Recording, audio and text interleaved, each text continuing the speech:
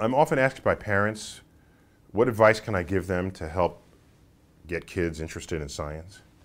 And I have only one bit of advice. Get out of their way.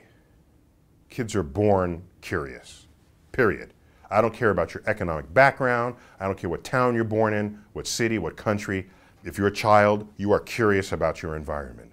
You're overturning rocks. You're plucking leaves off of trees and petals off of flowers and looking inside. And you're doing things that create disorder in the lives of the adults around you.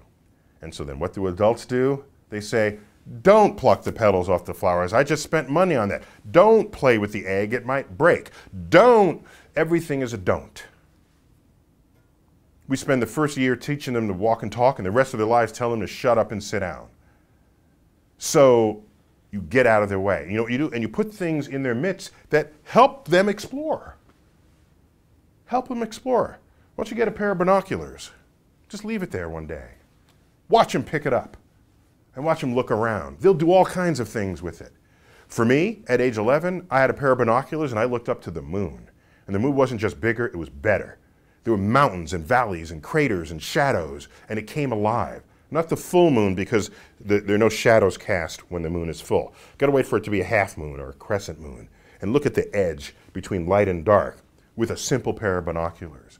I was transformed by picking up a pair of binoculars and looking up.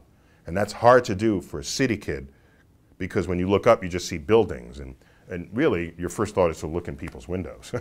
Really. So to look out of our space and out of living space and look up to the sky, binoculars go far, literally and figuratively. That's what got me started on the universe. It might get some kids you know started the same way.